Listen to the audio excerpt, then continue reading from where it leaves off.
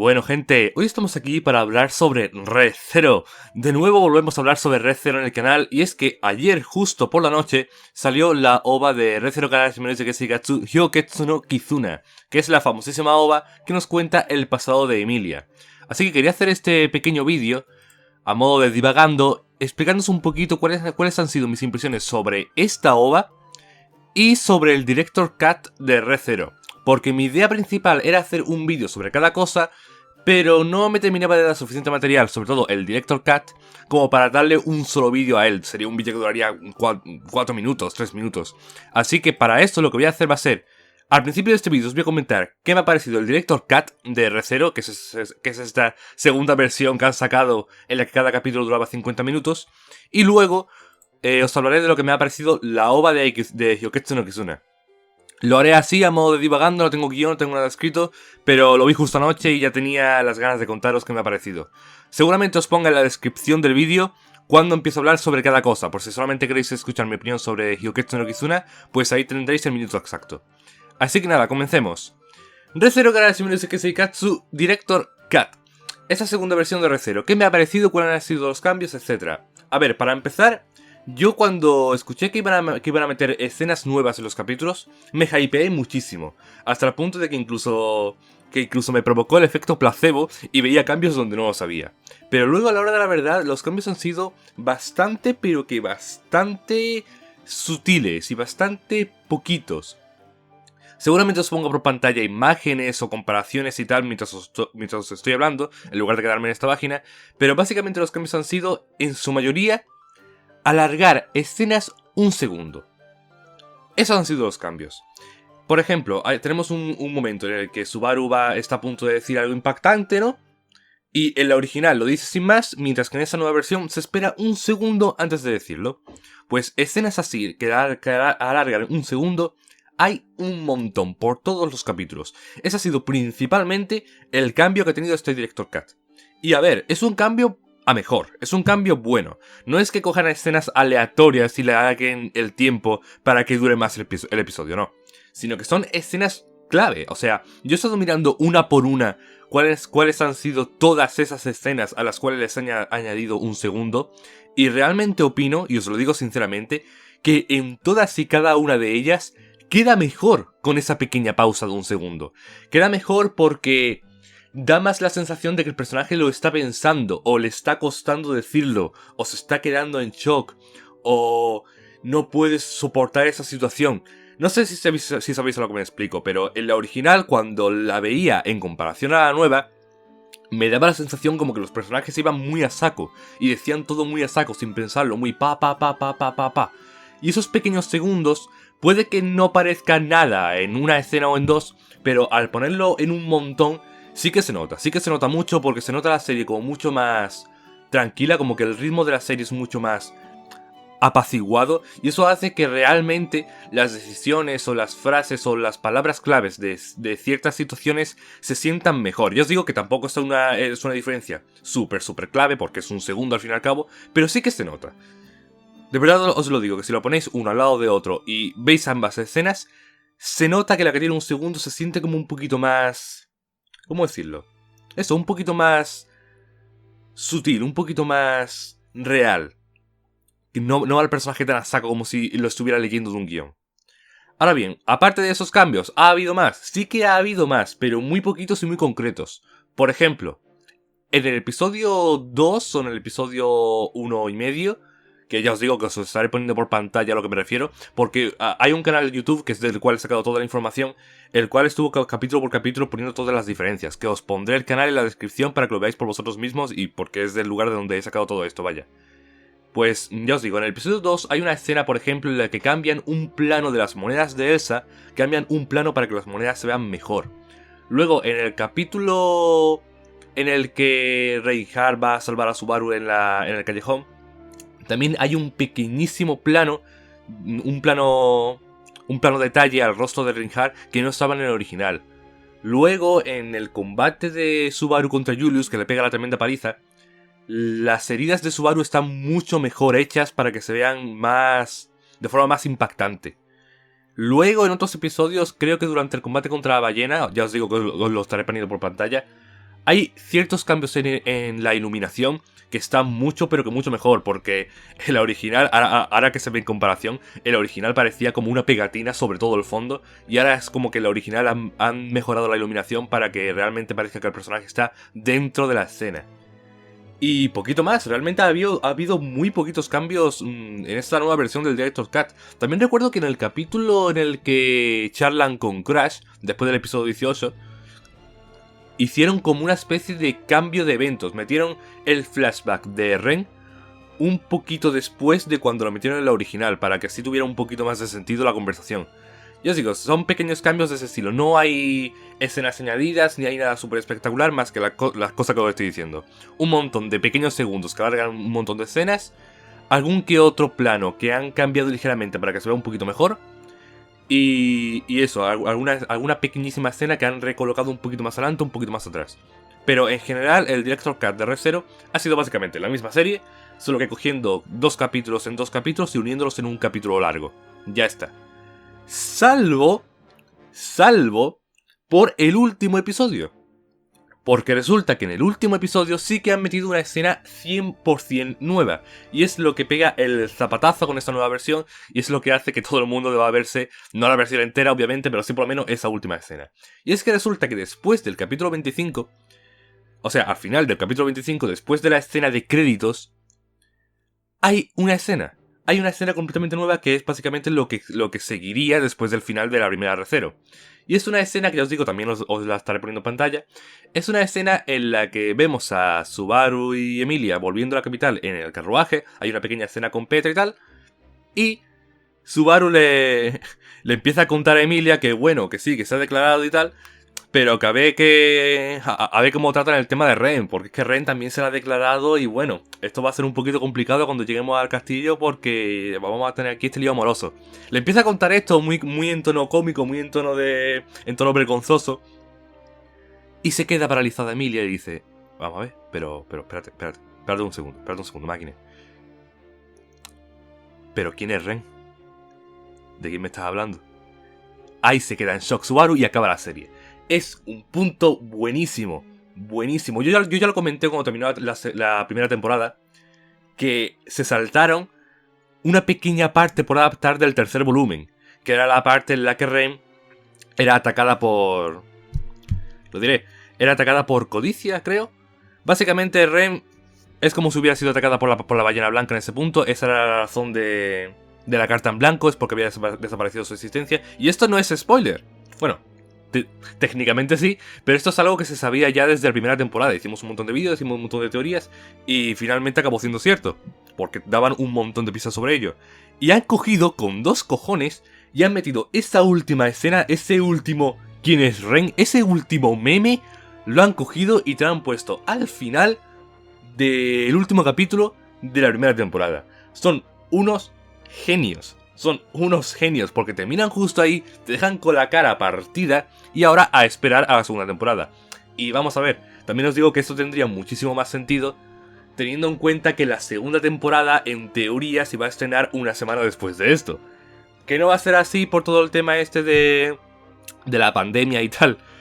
Pero vamos, que ha sido buenísimo poner esa última escena ahí porque de nuevo hace que la gente se meta en Re:Zero, dar un poquito de Re:Zero completamente nuevo para que la gente vuelva a ver algo nuevo de Re:Zero y te deja con ese con ese guantazo bien metido para que te quedes con ganas de qué ha pasado, cómo se va a solucionar esto, cómo van a reaccionar los personajes, qué van a hacer a partir de ahora, irán para atrás otra vez con el punto de guardado, qué va a pasar aquí. Te dejan ahí con todas esas dudas para que quieras ver la segunda temporada. Y ya os digo que esa sola escena ha hecho que esta segunda parte de Re:Zero, esa segunda versión de Re:Zero, haya merecido completamente la pena. Así que nada, eso sería en general mis impresiones sobre el Director's Cut de Re:Zero. Ahora, pasemos a Re:Zero Karajime no Katsu Hyoketsu no Kizuna, que ha sido la OVA que se venía promocionando desde hace mucho tiempo como la OVA que iba a contar el pasado de Emilia. Y es una OVA que, de hecho, iría cronológicamente, después de la primera OVA, de la OVA de Memory Snow. No sé si estará por aquí. Os la pongo en un momentito. La OVA de Memory Snow, que es la OVA esta de que se iba promocionando como el agua de la mayonesa, pero acabó siendo una ova en la que creaban muñecos de nieve, tenían el problema este de Pac que estaba liberando su magia y tal. Pues resulta que al final de esta ova hay una escena en la que Emilia se encuentra hablando con Pac en su habitación y empieza a recordar el pasado. Pues de ahí pasamos a esta ova. Porque esos recuerdos son lo que nos cuentan en esta ova. Y al final de esta ova es pegar un salto al final de Memory Snow. Eso me ha gustado mucho. Eso me ha gustado mucho porque une lo que viene siendo la trama, podríamos decir, de las dos ovas. Haciendo así que las dos ovas sean como un conjunto, separado de la serie, pero un conjunto al fin y al cabo, canon dentro de la obra, que se puede disfrutar por separado. Y eso me ha gustado un montón. Ahora bien, ¿qué me ha parecido la ova? Bien, o sea, me ha parecido una buena ova, me ha gustado mucho lo que he visto de Emilia, ha sido super cookie en muchas ocasiones, pero como que me la esperaba bastante mejor. O sea, ha sido una ova, bueno, una ova de una hora de una hora y pico, ha sido casi una película, pero ha sido una ova muy, ¿cómo decirlo?, autoconcluyente, como si quisieran contarme una historia cerrada con un principio, nudo y desenlace. Y no me ha terminado de convencer para lo que en líneas generales es. O sea, es una ova para contarnos el pasado de Emilia y concretamente para contarnos la parte del pasado de Emilia en la que ha dejado su aldea y se encontró con Pac. O sea, el título de la misma ova, Hyoketsu no Kizuna, nos está hablando sobre el vínculo que tiene con Pac. Esta es una obra que afianza el vínculo de Emilia con Pac. Ahora bien, todo el tema del grupo este de ladrones o de gente malvada que quería secuestrarla. Todo el tema este de que luego uno de ellos le deja su cuerpo a un espíritu de fuego para vengarse. Todo el tema este de la batalla final contra Nerokuea. Todo esto como que me ha sobrado un poco. O sea, la primera parte de la obra me gustó muchísimo. O sea, la parte en la que veíamos a una Emilia solitaria, tratando de mantenerse a sí misma día tras día. La parte, por ejemplo, en la que va a la ciudad, habla un poquito con el tendero y cuando vuelve a casa y se va a dormir con una sonrisa super cookie en plan, qué bien que hoy he podido hablar un poquito más. La parte en la que Pac se va un poquito antes de lo que se va, normalmente y Emilia se queda como muerta pensando, ¿acaso se habrá ido para siempre? ¿No volverá? ¿Qué voy a hacer? ¿Me va a dejar sola? O sea, nos muestra un montón de cómo es Emilia, de cómo se ha forjado esa inseguridad en Emilia y ese temor a la soledad. Porque es una persona que ha vivido desde pequeña, por lo visto, o mínimo desde ese punto de su vida, completamente sola, solamente acompañada por los espíritus y cualquier intercambio con otro ser vivo, con otro ser humano, ha sido siempre desde el miedo, desde el prejuicio, desde el no me voy a acercar a ti porque vas a huir, porque vas a salir corriendo del miedo. Y me gustó muchísimo la escena en la que vuelve al pueblo, se encuentra ese mismo tendero. Este le confiesa que ha sido él el que ha mandado a los ladrones esto, a por ella. Y Emilia actúa todo cool diciéndole que venga, que olvidadme y no os acerquéis al bosque porque yo soy una bruja que vive allí y si os acercáis os mato porque ese sitio es mío. Me encantó ese momento por dos razones. Porque primero, dar un poquito de correlación, dar un poquito de sentido a la escena del principio de la serie en el que cuando se presenta con Subaru le dice que se llama Satela, que ya en su momento dijimos que eso lo hacía para apartarlo, para hacer que no se juntara a él, para provocarle temor, para hacer que huyera. Y es un poquito a relación de esto, a relación de esta escena, de estas experiencias que ha vivido, en el que decidió que era mejor dar miedo a las otras personas para protegerlas que intentar establecer relaciones con ellas para que luego acabaran siendo heridos. Y eso me ha gustado muchísimo del pasado de Emilia. Como igual me ha gustado muchísimo la parte en la que se presenta frente a Nerukuea. Y se presenta exactamente con las mismas palabras con las que luego se presenta Subaru, que es el Emilia, tada no Emilia yo. Es en plan, yo soy Emilia, solo Emilia, simplemente Emilia. Son las mismas palabras exactas con las que se presentó a Subaru cuando éste le preguntó el nombre. Y esas pequeñas similitudes, esos pequeños paralelismos entre una escena y otra, me vuelven loquísimo. Ahora bien, ¿qué pasa? Que creo que hay mucho de esta película que o bien sobra, o bien no creo que que mereciera tanto tiempo en pantalla para lo que nos querían contar. Por ejemplo, toda la parte de los ladrones, toda la parte de la lucha contra los monos, toda la parte del slime negro este extraño que no han explicado qué carajos es, porque es como algo súper poderoso. Pac te dice que es el veneno de una serpiente negra, pero aquí ni sabemos nada de una serpiente negra, ni sabemos nada de que el veneno pueda interactuar de esa forma, ni sabemos nada de la peligrosidad de ese tipo de bestia. No sabemos nada sobre la bestia que vivió en el bosque, si era algo de la bruja o si era una bestia normal. Hay un montón de cosas que no teníamos un carajo de idea. Luego, la escena de Pac así intimidando al ladrón en la capital con un magnate sentado, tampoco me gustó nada. Fue como muy sacada de la nada y muy... como para darnos la importancia de ser superior que es Pac. Pero... muy porque ya os digo que toda la trama del ladrón este como antagonista no me ha gustado nada. Luego, la parte en la que se convierte en un espíritu del fuego, tampoco. Ha sido como todas esas escenas, ha sido como para meter acción en una trama que no creo que la necesitara. Y luego, el antagonista principal, entre comillas, de esta OVA, ha sido Neruquea. No sé si lo estoy diciendo bien, pero vamos, el espíritu caballo del fuego. Y tampoco me gusta que no nos hayan explicado qué es este espíritu o qué está haciendo. Porque, por lo que dice al final, cuando ve a Pac grande, le dice algo como: oh, así que tú eres una de las 4 reliquias sagradas, no sé qué. Que imagino que se está refiriendo con eso a que Pac es uno de los 4 grandes espíritus, que es algo que nos contaron en la primera temporada. Pero ahora bien, ¿qué es Neruquea entonces? ¿Es un espíritu del fuego que se cree superior a los demás y se cree con el deber de juzgar a la maldad del mundo? ¿O qué? ¿Qué es Neruquea? ¿Acaso Neruquea es otro de los 4 grandes espíritus? No nos explican nada. Y estaría bien saberlo, porque de nada vale ver ese combate espectacular entre Pac y Neruquea si no sabemos cuán importante es Neruquea. Por tal y como lo han pintado en la OVA, nos dan a entender que el espíritu este del fuego es algo súper importante, es algo que juzga al mundo y es algo que de alguna manera tiene la capacidad de ver que Emilia es algo peligroso para el mundo, para el universo. Tiene la capacidad de ver que Emilia es una potencial bruja y es una potencial... bueno, tal y como lo dicen en la serie, no es un potencial recipiente para Satela. Pero no sabemos quién es Neruquea, y no lo han comentado ni una sola vez en la serie.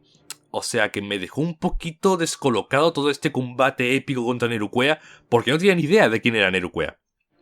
Ahora bien, dejando todo eso de lado, vamos a comentar sobre el tema de Emilia, el tema del pasado de Emilia. O sea, aquí nos están contando que Emilia liberó sus poderes, congeló a toda su aldea y a partir de ahí ha estado viviendo en el bosque con sus estatuas congeladas. Eso es lo que nos han estado contando, pero yo siento que nos han dejado con más preguntas que respuestas en esta OVA. En primer lugar, porque vemos que a Pac lo ha enviado alguien a proteger a Emilia. O sea, alguien, una chica con voz de Maya Sakamoto, si no me equivoco, ha enviado a Pac con Emilia. Que esto, imagino que nos lo explicará en la segunda temporada, porque si no vamos apañados. O sea que ya por ese lado tenemos una parte del pasado de Emilia, en este caso del pasado de Pac, que no nos han explicado. Luego tenemos la parte de que Emilia, antes de todo esto, vivía como en una especie de bosque con un montón de elfos. Y eso tampoco nos lo han explicado en ningún momento. O sea, se da a entender de que en algún momento Emilia liberó sus poderes y los congeló a todos, pero varias cosas. Primero, no sabemos ni por qué estaba allí, o sea, no sabemos quiénes son los padres de Emilia, por ejemplo. No sabemos por qué nació como medio elfa en un poblado de elfos, no sabemos nada del nacimiento de Emilia. Y tampoco sabemos nada de sus poderes, o sea, ¿por qué Emilia tiene el poder ese tan grande como para causar esa permacongelación en todo el pueblo? ¿Y por qué se liberó todo eso? O sea, ¿por qué llegó al punto de liberarse todos esos poderes? Es algo que no se queda para nada, pero que para nada claro. Y claro, yo imagino que todo esto lo contarán en algún otro momento, o sea, imagino que todo esto no era el objetivo de esta OVA. Pero sí que me han dejado con muchas preguntas sobre el pasado de Emilia, porque claro, yo iba con la expectativa de que esto iba a ser la OVA sobre el pasado de Emilia como conjunto, y ha sido en realidad solo sobre una pequeña parte del pasado de Emilia. La parte del pasado de Emilia gorda, que sería el nacimiento y su vida en esta aldea de elfos, no nos la han contado. Y yo imagino que, ya os digo, nos la contarán en la segunda temporada porque es algo muy necesario, muy pero que muy necesario para entender más a Emilia como personaje global en esta trama. Y creo que nos lo van a contar, creo que nos lo van a contar firmemente. ¿Por qué? Pues porque cuando está recordando a los aldeanos de aquel pueblo de elfos, me llamó mucho la atención que recuerda concretamente dos planos, es decir, a dos personajes que se ven en dos planos, los cuales tienen un diseño distintivo. Y de hecho, uno de ellos muy pero que muy particular. Ya os digo que os lo estaré poniendo en pantalla. O sea que sí o sí tiene que haber un flashback o una escena grande o un conjunto de episodios en el que nos cuenten el pasado de Emilia en este pueblo y aparezcan estos personajes. Vamos, sí o sí. De igual forma que en la primera temporada, en el pasado de Rem, se vio que había una maid con el cabello naranja en la mansión de los Wall. Y esa maid sí o sí va a aparecer más adelante, porque si no, no tiene sentido que le pongan un diseño distintivo a ese personaje. Así que bien. En general bien. Ya os digo que me ha gustado un montón el tema del vínculo con Pac, el tema del por qué la llama hija mía y el por qué ella la considera un padre, que es algo que en la serie dábamos por hecho por su vínculo, pero no entendíamos un carajo porque no sabíamos de dónde había salido ese vínculo. Y eso es lo que nos explica, lo que nos explica esta OVA. Así que por ese lado, muy bien. Muy bien, pero ya os digo que me ha dejado un poquito un sabor agridulce en la boca, porque nos ha dejado con más preguntas que respuestas. Y eso no me ha terminado de gustar. Porque ya os digo, esto ha sido una parte del pasado de Emilia, pero una parte muy pequeña, muy escueta. Sí que es verdad que ha ayudado un montón al desarrollo de Emilia, ha ayudado un montón a tener un poquito del trasfondo del por qué Emilia tiene esas inseguridades en sí misma. Y también ha ayudado un montón, por qué no decirlo, en que Emilia se vuelva más waifu, porque ha estado super cookie en esta OVA. Pero no sabemos ni la parte gorda de su pasado, que imagino que será su nacimiento, el por qué tiene esa apariencia, el por qué es medio elfo, quiénes son sus padres y qué pasó en ese pueblo. Y por otro lado, la parte en la que se va con Roswell, porque de eso tampoco tenemos ni idea. O sea, ¿qué pasa desde este punto en el que está viviendo en el bosque hasta que llega a vivir con Roswell? Esa es una parte también del pasado muy importante que debemos saber en algún momento. Y también otra cosa que me llamó muchísimo la atención es que en la escena en la que está con Pac, justo después de la catástrofe esta de su pueblo, en la que congela a todo el mundo, y le llama padre y tal, le está hablando en un tono como muy... ¿Cómo decirlo? No sabría cuál es la palabra exacta. Como si Emilia no tuviera muchas nociones de la situación. Como si Emilia fuera una niña. Como si... Es que no sabría explicarme, pero ese padre, ese Otosan y la forma en la que está hablando es como si no se estuviera enterando de nada de Emilia, como si hubiera nacido en ese mismo momento Emilia. Y eso me llamó mucho la atención, porque yo en ese momento pensé que Emilia había sido creada en ese momento, y por eso le llamaba Pac a Pac padre. Que no creo que sea así, por tal como se desarrolló algo después de eso. No creo que fuera así, no creo que realmente Emilia hubiera nacido en ese momento. Básicamente por lo que os digo, porque yo imagino que hay un pasado completo en el que está viviendo en la aldea de pequeña. Pero sí que me llama mucho la atención esa escena, y espero que tenga explicación y no sea simplemente como para quedar bien porque era una especie de sueño y tal. Y poquito más. No sé si tengo algo más que comentaros de esta obra. Porque, por ejemplo, el tema de que cuando salía una herida salía un cristal y ese cristal le chupaba la sangre, también dará a entender que es un poder de Pac para proteger a Emilia, o sea que no creo que haya que enfatizar mucho más en eso. Básicamente la OVA ha sido para fortalecer el vínculo de Emilia con Pac, dejarnos un montón de preguntas sobre el pasado de Emilia, que ya se irán respondiendo en la serie, y mostrarnos un poquito de la personalidad de Emilia y cómo se forjó durante esta época de su vida. Esas tres cosas las hace muy bien, pero yo os digo que creo que dura demasiado la OVA, que dura 1 minuto y cuarto, o un minuto, que dura 1 hora y cuarto, o 1 hora y media más o menos, para contarnos todo eso. Yo creo que habría sido más fácil acortar esta OVA, por lo menos 1/4 de hora, por lo menos media hora, para que todo se hubiera quedado un poquito más condensado y haber dejado de lado tanta acción. Si esta obra hubiera sido más introspectiva en Emilia como personaje, básicamente como era la primera mitad de la OVA, me habría gustado bastante más. Pero vamos, que en general muy bien, en general me ha gustado bastante. Os la recomiendo porque, quieras que no, es algo canon de la obra. Te cuenta más de Emilia y te cuenta más de su vínculo con Pac, lo cual está muy bien. Y estoy fuertemente convencido en que esa voz que ya os digo que me sonó 100% a Maya Sakamoto, que envió a Pac con Emilia, tendrá mucha relevancia en la segunda temporada, o como mínimo nos van a contar quién carajos es. Y poquito más, gente. Con esto ya os he dicho cuáles han sido mis impresiones de Hyoketsu no Kizuna y del Director Cut de Re:Zero. Ya sabéis que después de esto, lo que toca ahora en el canal serían las impresiones semanales de la segunda temporada, las cuales no vendrán hasta la siguiente temporada porque han atrasado la temporada hasta... pues eso, hasta la temporada de verano. Pero bueno, en cuanto llegue ya sabréis que yo estaré ahí. El día 1 os estaré subiendo las impresiones siempre que esté en mi mano. Básicamente volveremos a como lo hacíamos en el 2016 con la primera temporada de Re:Zero. Así que os espero a todos allí. Y aquí me despido. Recordad que si os ha gustado podéis seguirme en Twitter para estar tanto las novedades del canal. Y nos vemos en el siguiente vídeo.